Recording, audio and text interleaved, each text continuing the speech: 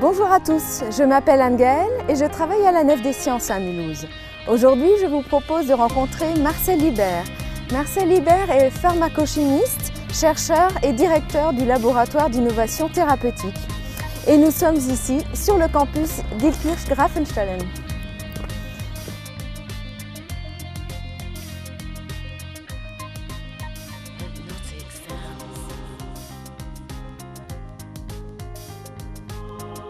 Bonjour, donc bienvenue au laboratoire d'innovation thérapeutique à Illkirch, près de Strasbourg.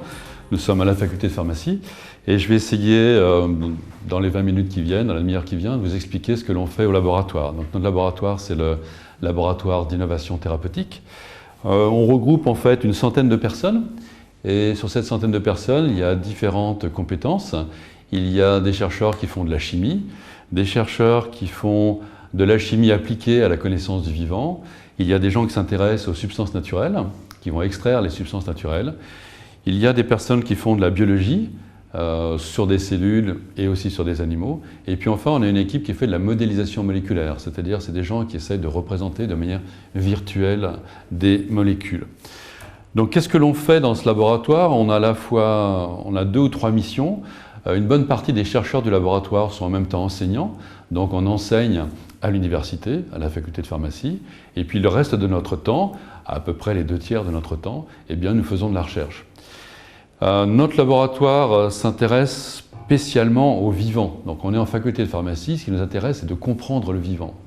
Et chacun d'entre nous, avec ses compétences, sa discipline, donc le chimiste, le modéliseur, etc., vont essayer d'apporter leur petite pierre à la compréhension du vivant. Et là, dans cette activité de recherche, eh bien, on a là aussi 2 aspects. Soit on fait de la recherche simplement pour comprendre, pour enrichir le savoir, la connaissance, soit on fait de la recherche plus finalisée, c'est-à-dire en espérant être utile au bout du compte. Et dans notre cas, être utile, eh bien, c'est imaginer des molécules nouvelles qui pourront devenir des médicaments. Donc vous voyez 2 aspects, recherche fondamentale, comprendre le vivant, et puis un aspect beaucoup plus appliqué, concevoir des nouveaux médicaments. Donc voilà ce que l'on fait au laboratoire. Alors comme je vous l'ai dit, pour faire des médicaments, on a besoin de beaucoup de compétences différentes. Le cœur du métier du laboratoire, c'est la chimie.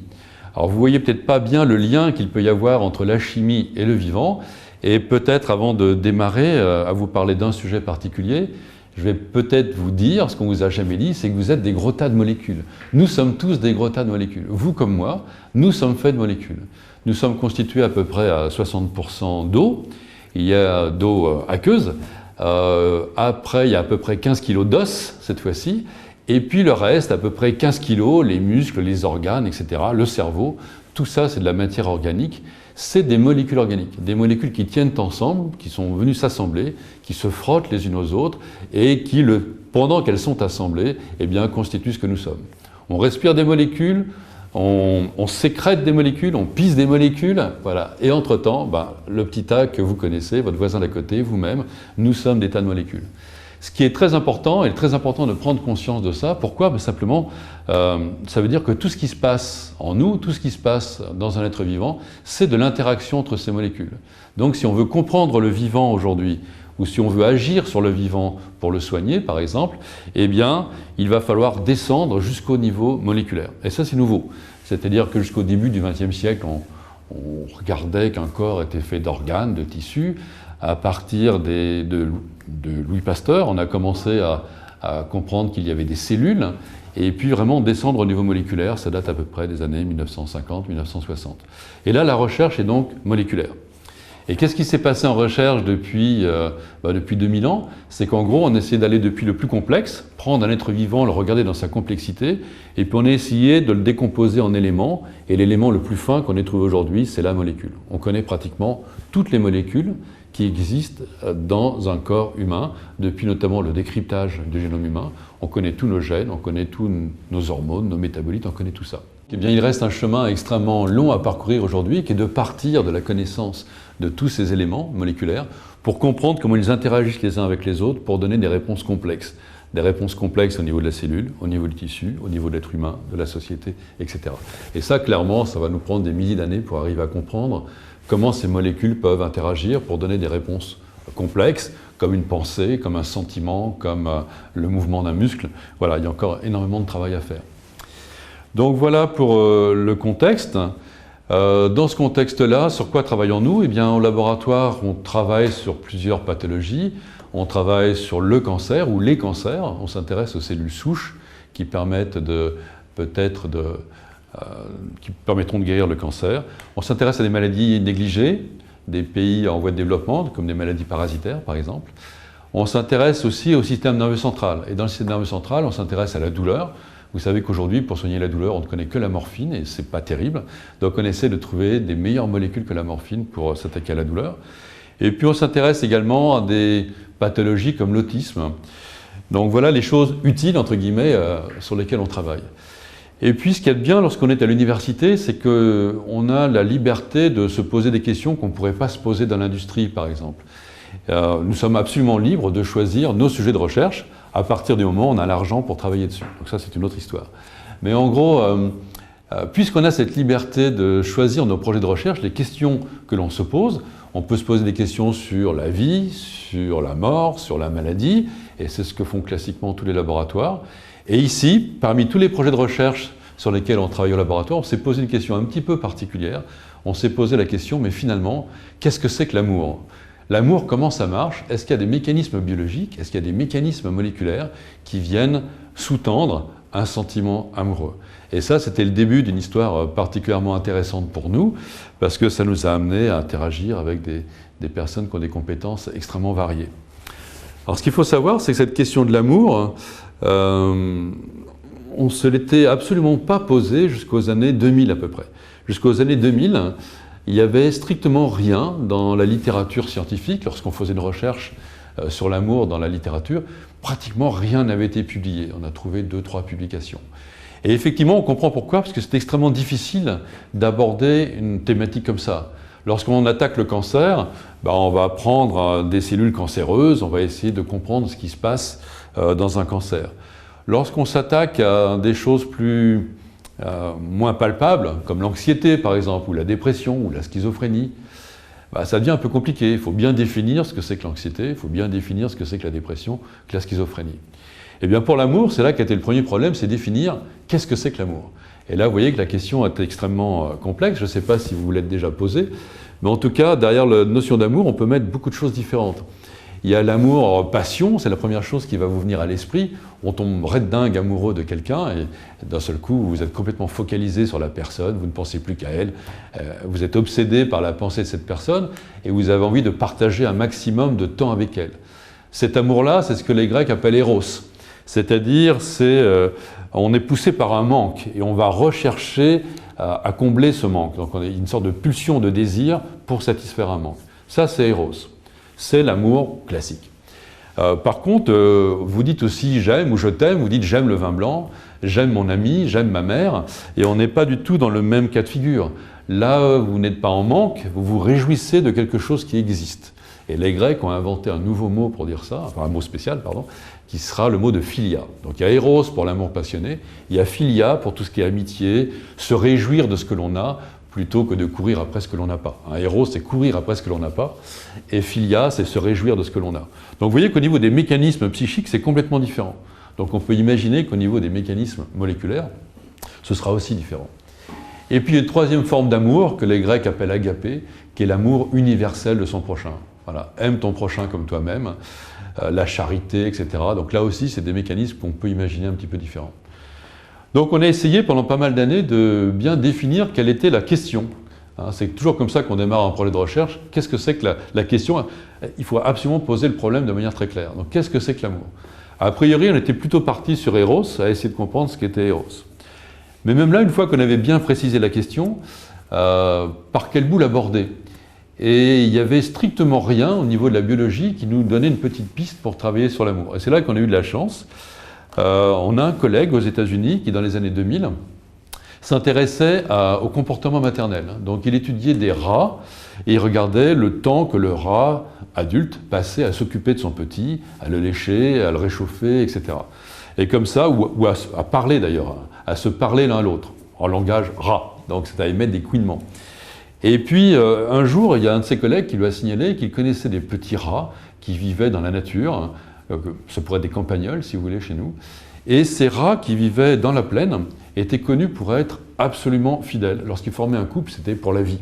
Et puis, les parents s'occupaient des petits pendant des mois et des mois, alors que 3 semaines auraient suffi. Et par contre, les mêmes animaux qui vivaient dans des conditions hostiles, en montagne, à 2000 mètres d'altitude, eh bien ces animaux-là, au contraire, ils formaient des couples absolument limités dans le temps. Donc le temps d'une rencontre, on copule et on part. Et donc chaque fois qu'un mâle croisait une femelle ou une femelle un mâle, il y avait tentative de se reproduire. Donc les infidèles dans la plaine, les fidèles dans la plaine et les infidèles dans la montagne. Et pareil, dans la montagne, ils s'occupaient des petits que pendant 2-3 semaines, le strict minimum. Donc vous voyez, même espèce animale, comportement opposé. Et qu'a fait notre collègue? Eh bien, il a été capturé, il s'est procuré ces animaux, et puis il s'est rendu compte que la seule chose qui était différente entre ceux de la plaine et ceux de la montagne, c'était la présence d'une hormone, la concentration d'une hormone qu'on appelle l'oxytocine. Et là, il s'est mis à manipuler ces rats, et en gros, en injectant de l'oxytocine à ceux qui en manquaient, ou au contraire en bloquant l'oxytocine à ceux qui en avaient de trop, il a réussi plus ou moins à inverser les comportements. Les fidèles sont devenus infidèles, les infidèles sont devenus fidèles. Les parents modèles sont devenus parents limites, les parents limites sont devenus parents dévoués, etc. etc. Donc c'était le point de départ, on s'est dit que, alors il était délicat d'appeler ça de l'amour maternel, il y avait une forme d'attachement quand même mère-enfant chez le rat. Très souvent, alors j'ose pas dire de chiffres, mais je dirais dans 90% des cas, ce que l'on observe chez le rat, on l'observe chez l'homme. La différence majeure, c'est la parole. On estime grâce à la parole, il y a une élévation de la pensée un peu supérieure chez l'homme, mais c'est à peu près que là qu'on peut s'en distinguer. Voilà, de manière schématique bien sûr. Donc on s'est mis à essayer de comprendre pourquoi il y avait cette différence chez les animaux et à se poser la question, est-ce qu'il y a la même chose chez l'homme? Donc chez les animaux, d'une part, on a vu qu'il y avait une différence entre ceux de la montagne et ceux de la plaine au niveau génétique, c'est-à-dire c'est le promoteur d'un gène, je ne sais pas si vous verrez ça en cours, mais vous savez qu'on a des gènes, ces gènes les gènes codent pour des protéines, et en fonction du promoteur, on va avoir différentes concentrations de protéines à différents endroits du cerveau, à différents moments. Eh bien le promoteur sert en partie à ça. Et on s'est rendu compte que les animaux de la plaine avaient un promoteur long, et les animaux de la montagne avaient un promoteur court. Eh bien, on a réussi après, en transférant ces gènes, donc on a fait une sorte de thérapie génique ou de manipulation génétique, on a réussi à inverser les comportements de nouveau. Donc vous voyez que c'est absolument sidérant. On se rend compte qu'une hormone ou un gène peut avoir un impact sur un comportement aussi élaboré que l'attachement maternel entre une mère et son enfant. Bien sûr, après, on a des collègues à nous, hein, nous ne faisons que la partie chimie, mais des collègues neuropharmacologues se sont mis à tester l'hypothèse chez l'homme, et on s'est rendu compte que, également, chez l'homme, on pouvait être plus ou moins sensible à cette hormone, à cette oxytocine. Donc ce que l'on fait pour ça, c'est une hormone, c'est un petit peptide, une petite molécule, relativement petite. On ne peut pas la donner par voie orale, on ne peut pas la donner par voie intraveineuse parce qu'elle n'est pas stable dans le sang, et elle ne rentre pas dans le cerveau. La seule manière d'en envoyer un petit peu dans le cerveau, c'est de la faire sniffer. Donc on a préparé un spray nasal et on a fait des tas d'expériences sur des volontaires humains en leur faisant sniffer de l'oxytocine ou en leur faisant sniffer ce qu'on appelle un placebo, c'est-à-dire la même formulation, la même présentation de la molécule, mais sans la molécule dedans. Donc avec ou sans la molécule et en aveugle, et on a fait des expériences. Et là, les résultats ont été absolument stupéfiants. On a vu qu'en faisant sniffer de l'oxytocine à des êtres humains, on arrive à les rendre moins anxieux, moins déprimés. On leur donne du plaisir. On a du plaisir. Disons que cette molécule vient créer du plaisir à ce qui se passe au moment où vous la prenez. Et typiquement, on retrouve cette molécule dans le lait maternel. Et on pense que lorsque le petit va téter sa mère, il va recevoir cette molécule dans le lait de sa mère, il va y prendre du plaisir. Et donc en fait, c'est pour ça qu'il va avoir envie d'aller téter sa mère. Et que la mère aura le courage d'aller se lever 3 fois par nuit pour aller alimenter son petit. Donc cette oxytocine vient mettre du plaisir sur ce comportement, je vais téter ma mère. Et voilà un exemple. Mais on s'est rendu compte que ça allait bien au-delà de ça. On s'est rendu compte que l'oxytocine pouvait induire de la confiance entre êtres humains. Si on fait sniffer l'oxytocine à quelqu'un, eh bien, il va y avoir un sentiment d'empathie entre ces deux individus. Par exemple, ils vont plus facilement se prêter de l'argent. Ils vont plus facilement partager des récompenses. Voilà, donc c'est assez terrifiant. On s'est rendu compte aussi qu'au niveau génétique, il semble que l'on puisse trouver encore chez l'être humain aujourd'hui la trace d'une prédisposition génétique à être fidèle. Il y a des êtres humains qui ont le promoteur long, des êtres humains qui ont le promoteur un peu plus court.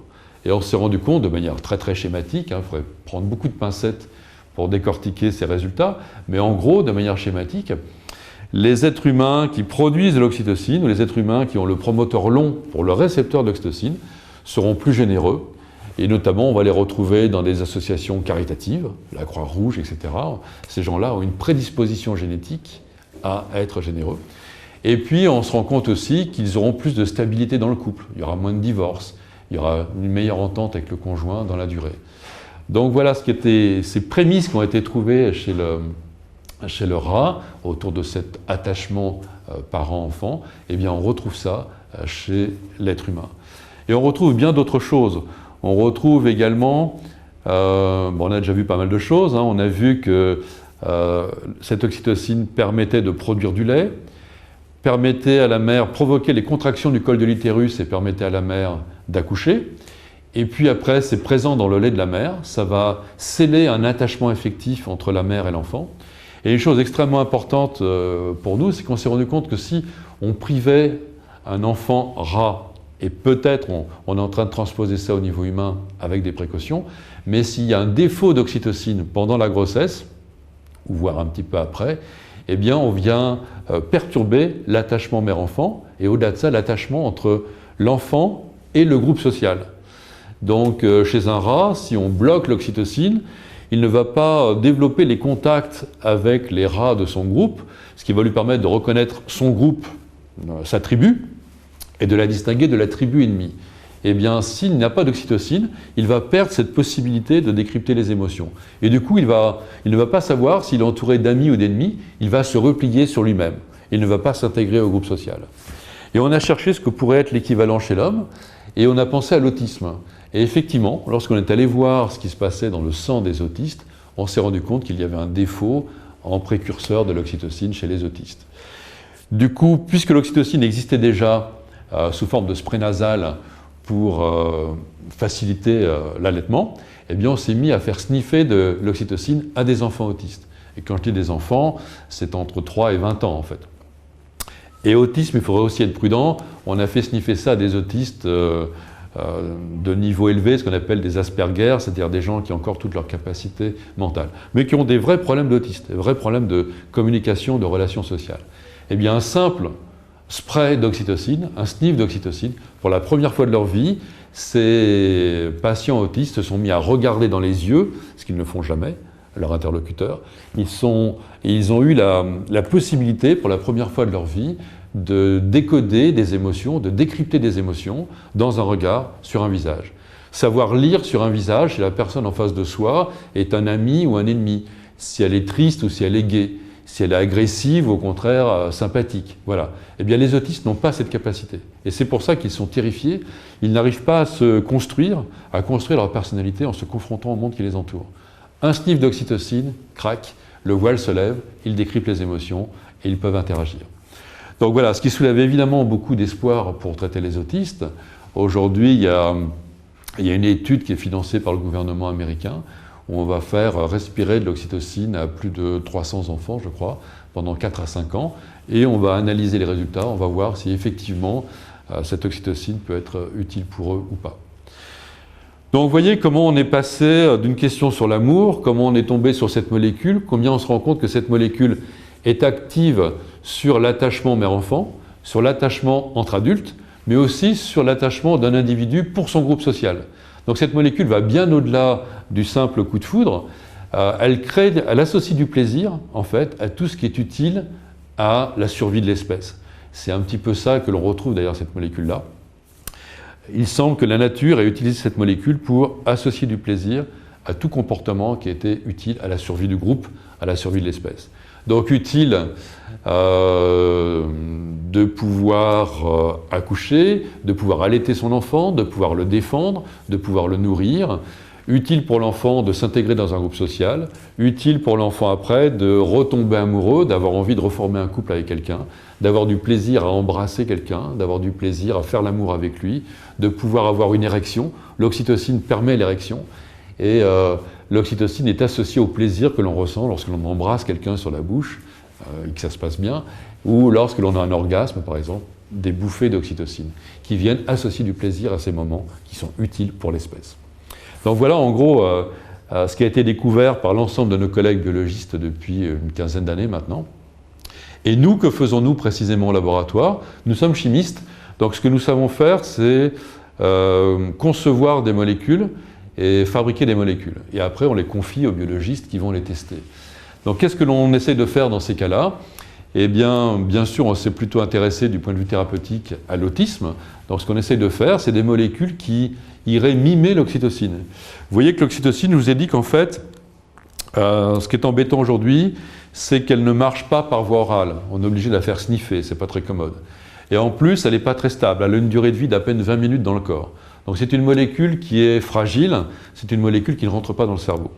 Donc ce qu'on essaie de faire en tant que chimiste, c'est faire des petites molécules beaucoup plus simples qui seraient capables d'agir comme l'oxytocine, qui seraient capables d'être actives par voie orale cette fois-ci, qui seraient capables d'aller au cerveau, d'agir sur les récepteurs de l'oxytocine et d'induire les mêmes réponses que l'oxytocine, et notamment pour soigner les autistes.